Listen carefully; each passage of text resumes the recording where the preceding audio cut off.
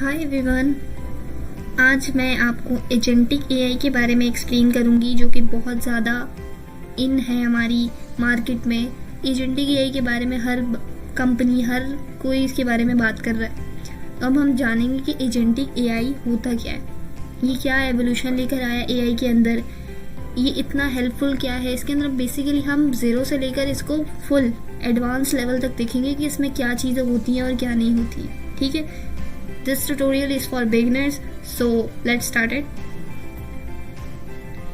ये कुछ स्लाइड है, स्लाइड के अंदर मैंने एजेंटिक एआई की सारी इंफॉर्मेशन लिखी है। So let's start it. सबसे पहले एजेंटिक एआई, पिछली वीडियो में हमने डिस्कस किया था कि एआई जो है उसकी 3 टाइप्स होती है। एक होती है प्रेडिक्टिव एआई, एक होती है जनरेटिव एआई और third one is agentic AI. तो नाउ ये दौर जो है वो एजेंटिक एआई के बारे में है। तो हम अगर अब बात करेंगे तो हम सिर्फ एजेंटिक एआई के बारे में बात करेंगे। Agentic AI and evolution of AI. AI के अंदर ये बहुत बड़ा इनकलाब, बहुत बड़ा एवोल्यूशन लेकर आया। हम देखते हैं ऐसा क्या हुआ एजेंटिक एआई में, ऐसा क्या इम्प्रूवमेंट आई है। एजेंटिक एआई क्या है बेसिकली।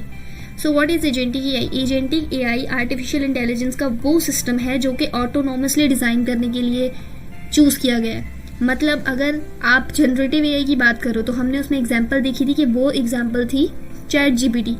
अब अगर आप चैट जीपीटी को देखो तो चैट जीपीटी कितना हेल्पफुल है हमारे लिए। हम कोई भी क्वेश्चन कहते हैं, कोई भी क्यूरी देते हैं, वो हमें उसका आंसर देता है। इवन कि वो इमेजेस भी जनरेट करता है, वो हर चीज़ जनरेट करके देता है।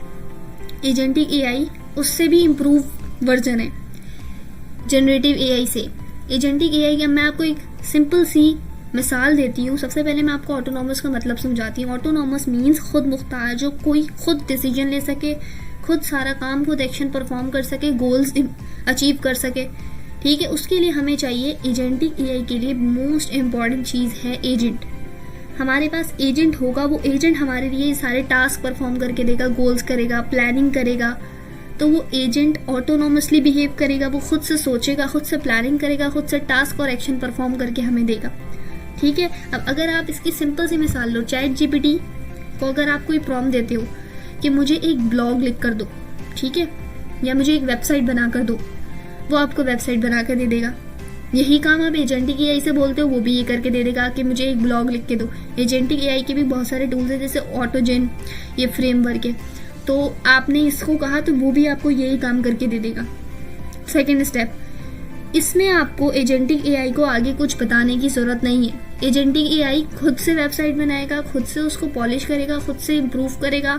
सबसे पहले एजेंटिक एआई का क्या टास्क होगा कि वो सबसे पहले गोल्स, उसको मैंने क्या गोल दिया, उसको मैंने कहा है कि मुझे एक ब्लॉग बना के दो, वो उसके लिए गोल अचीव उसका हो गया। उसके बाद वो प्लानिंग करेगा कि मुझे कैसा बनाना है। उसके बाद वो बना के देगा, मुझे टास्क परफॉर्म करके देगा, और टास्क परफॉर्म करने के बाद वो उसे खुद ही पब्लिश कर देगा। ठीक है, मैं कहूँगी कि मुझे एक ब्लॉग बना के दो और उसे पब्लिश भी कर दो, तो वो खुद से पब्लिश कर देगा। हमें कुछ भी नेक्स्ट प्रॉम्प्ट देने की जरूरत नहीं। एक ही प्रॉम्प्ट में का वो सारा का सारा काम करके दे देगा। उसे पता है नेक्स्ट स्टेप क्या होगा। अगर वेबसाइट बनाई है तो उसको पब्लिश भी करना है, तो वो खुद से कर देगा। इसी के बिहाफ पे अगर हम चैट जीपीटी को देखें, चैट जीपीटी क्या करेगा, आप एक प्रॉम्प्ट दिया कि मुझे ब्लॉग बना के दो, वो बना के दे देगा। नेक्स्ट पूछेगा आप क्या करना है, वो खुद से आगे डिसीजन नहीं ले सकता। एजेंटिक एआई डिसीजन ले सकता है, ये डिसीजन मेकर है। ठीक है, चैट जीपीटी आगे आप आगे प्रॉम्प्ट दोगे कि इसको पब्लिश कर दो, वो कहेगा आई कांट डू दिस, वो नहीं कर सकता पब्लिश। ठीक है, ये है दोनों में फर्क। और एजेंटिक एआई को यूज करने के लिए हमें चाहिए एजेंट जो कि ऑटोनॉमस होने चाहिए, जो कि खुद मुख्तार होने चाहिए, खुद फैसला लें कि इसके बाद क्या करना है। जैसे ब्लॉग बनाया, ब्लॉग के बाद क्या करना है, उसको कैसे पब्लिश करना है, ये सारा काम एजेंटिक एआई में। अब आप देख सकते हैं चैट जीपीटी में और एजेंटिक एआई में कितना ज्यादा इम्प्रूवमेंट है। नेक्स्ट देखते हैं, ऊपर स्लाइड करते हैं, एलएलएम। अब एजेंटिक एआई को सबसे मोस्ट इम्पॉर्टेंट चीज चाहिए एलएलएम। एलएलएम क्या होता है, क्यों होता है, क्या इस्तेमाल है इसका, ये अचानक से इसमें कहाँ से आ गया है, ये देखते हैं। LLM stands for large language model. Stand for मतलब आपको इसकी एब्रीविएशन दी हुई है कि ये लार्ज लैंग्वेज मॉडल कहलाता है। ये आर्टिफिशियल इंटेलिजेंस का वो टाइप है, it's a type, not under artificial intelligence. ठीक है, ये एक ऐसी टाइप है आर्टिफिशियल इंटेलिजेंस की जिसको बहुत सारे amount of data, text, images generate limit, मतलब उसके अंदर एक आप ऐसा समझिए एक ऐसी बुक है जिसके अंदर बहुत ज़्यादा अमाउंट का डेटा मौजूद है, टेक्स्ट मौजूद है, इमेजेस मौजूद है, ह्यूमन लाइक लैंग्वेजेस मौजूद है। अब चैट जीपीटी एलएलएम यूज़ करता है। चैट जीपीटी जो आपको आंसर दे पा रहा होता है ह्यूमन लाइक बिहेवियर में, तो वो भी एलएलएम यूज़ कर रहा होता है। गूगल वो भी एलएलएम यूज़ कर रहा है। प्रेडिक्टिव एआई में क्या होता था, गूगल पे हम सर्च करते हैं, बहुत सारी चीज़ें हमारे पास आ जाती हैं, तो वो भी एलएलएम की वजह से चीज़ें आती थी। इसी तरीके से हमारे पास जनरेटिव एआई के अंदर हमारे पास क्या चीज़ है, वही एलएलएम यूज़ करेगा चैट जीपीटी, और हमें क्वेश्चन का आंसर ह्यूमन लाइक लैंग्वेज में दे देगा। अब आ गया एजेंटिक एआई, उसको भी एलएलएम की जरूरत है। एलएलएम बेसिकली एक दिमाग है, आप समझ लें एजेंट का दिमाग। एजेंट जब तक काम नहीं कर सकता जब तक एलएलएम से उसके पास डेटा नहीं आता। या आप ये भी समझ सकते हैं कि एलएलएम एक बुक है जिसके अंदर बहुत सारा अमाउंट का डेटा मौजूद है, data, text, images, human like language, हर तरीके से उसको पता है कि हमें बिहेव कैसे करना है, किस क्वेश्चन का, किस क्यूरी का क्या आंसर देना है, और उसके बाद क्या नेक्स्ट स्टेप लेना है, डिसीजन मेकिंग और टास्क परफॉर्म करना है। तो ये सारी चीज़ें एलएलएम को पता है अच्छे से, ठीक है। तो एलएलएम एक बुक समझ लें जिसमें बहुत सारा डेटा है। वो बुक नहीं होगी तो एजेंट काम नहीं करेगा, या वो ब्रेन नहीं होगा तो एजेंट काम नहीं करेगा ह्यूमन की तरह। अगर हमारे पास ब्रेन है तभी हम अपना एक्शन परफॉर्म कर पा रहे हैं, डिसीजन मेकिंग कर पा रहे हैं, हम खुद डिसीजन ले सकते हैं, खुद ही सारी चीज़ें देख सकते हैं, खुद ही सारी आपस में बिहेव कैसे करना है ह्यूमन लाइक लैंग्वेज में, तो वो भी हम कर सकते हैं। तो LLM is like a brain, ठीक है। जैसे हमारे पास ब्रेन है वैसे एजेंट के पास एलएलएम है। एलएलएम जो है वो कैसे काम करता है, वो ट्रांसफॉर्मर की तरह काम करता है।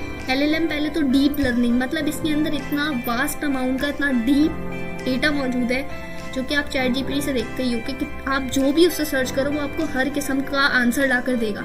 इसका मतलब उसमें किस किस्म बहुत ज़्यादा वास्ट अमाउंट का डेटा मौजूद है। अब ट्रांसफॉर्मर आर्किटेक्चर, ये क्या चीज़ें हैं। एलएलएम जो है वो ट्रांसफॉर्मर वे में काम करता है। आप समझ लो टोकन एलएलएम है, वो टोकन यूज़ करता है, टोकन अपना आउटपुट जनरेट करने के लिए। वो टोकन क्या चीज़ होती है, एलएलएम, आप जैसे अगर हम इंग्लिश के वर्ड से एलएलएम ले लेते हैं, एलएलएम के अंदर जो फर्स्ट वर्ड है एल, ये एक टोकन है, सेकंड वर्ड एल, ये भी टोकन है, एंड थर्ड वर्ड एम, ये भी टोकन है। तो 3 वर्ड के टोकन हो गए। अब आपको अगर मैं कहूँ कि आप मुझे पूरी बुक में से 100 पेजेस की बुक में से मुझे आप ढूंढ के दें, एक फ्रेज दे दूं आपको और मुझे ये ढूंढ के दें, तो आप नहीं ढूंढ पाएंगे क्योंकि आपको नहीं पता उसकी निशानी। अगर मैं आपको उसका पेज नंबर बता दूं तो आप उसको ढूंढ सकेंगे। इसी तरीके से अगर मैं एलएलएम क्या करता है, हम जो उसको प्रॉम्प्ट देते हैं, हम जो उसको देते हैं ना कि मुझे ये इसका आंसर दो, या मुझे बताओ कि पाकिस्तान की अभी आबादी कितनी है, जो भी आप उससे क्वेश्चन पूछेंगे वो उसको पहले टोकन में तोड़ेगा। टोकन में मतलब मेन वर्ड लेगा, पाकिस्तान, पॉपुलेशन, इस वर्ड को लेकर वो उस पर सर्चिंग शुरू करेगा। क्योंकि एलएलएम बहुत वास्ट अमाउंट का डेटा है तो वो मेन वर्ड लेके उस पर सर्चिंग करना शुरू करेगा। ये एलएलएम का काम करने का तरीका है।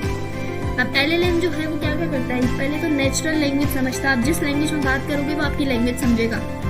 आप इंग्लिश में बात करो, जापानीज में बात करो, उर्दू में बात करो, किसी भी लैंग्वेज में बात करो, और आपको ह्यूमन लाइक रिस्पॉन्स देखा, मगर आपको ऐसा लगेगा कि आप एक इंसान से सामने बात कर रहे हो। उसके बाद वो सोच भी सकता है, चीज़ों को समराइज भी कर सकता है, ट्रांसलेट भी कर सकता है, कोडिंग वगैरह आप कुछ भी करवाओ वो कर सकता है। बिकॉज एलएलएम के पास बहुत सारा डेटा मौजूद है, वो टेक्स्ट भी है, वो इमेज भी है, वो बहुत सारी चीज़ है, ठीक है। तो एलएलएम इंपॉर्टेंट चीज़ थी, इसलिए इसके ऊपर हमने ज़्यादा टाइम लगाया। ऊपर देखते हैं अब पॉपुलर एलएलएम कौन कौन से हैं। एलएलएम और उसके आगे मॉडल भी लिखे हैं। ओपन एआई कंपनी है, उसका एलएलएम है GPT 4.5। इसके अंदर बहुत सारा डेटा मौजूद है जो कि एज अ एलएलएम इस्तेमाल होता है। एंथ्रोपिक क्लाउड, ये भी एक कंपनी है, क्लाउड 3 इसका है। गूगल जेमिनाई 1.5 प्रो, ये तो हम फ़ोन वगैरह में भी देखते हैं, चैट जीपीटी से जीपीटी, तो ये सारे वो एलएलएम्स हैं जो यूज़ होते हैं, ठीक है। अब मेटा हमने देखा है व्हाट्सएप में या फेसबुक वगैरह में मेटा यूज़ हो रहा होता है, तो ये भी एक पॉपुलर एलएलएम है।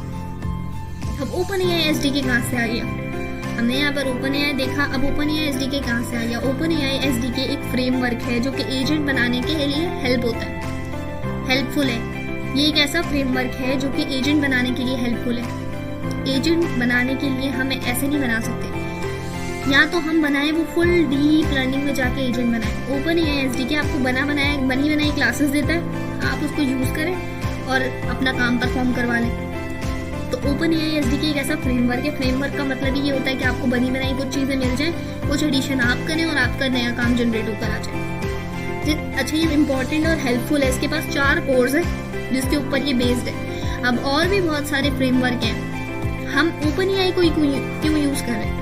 ओपन एआई के पास पहले तो ये लाइट वेट है, आसान है यूज़ करने में, क्रियो एआई भी है, लैंगचेन भी है। लेकिन हम ओपन एआई एसडीके के बारे में क्यों बात करें? क्योंकि ये ईजी है, बहुत ईजीएस्ट वे है।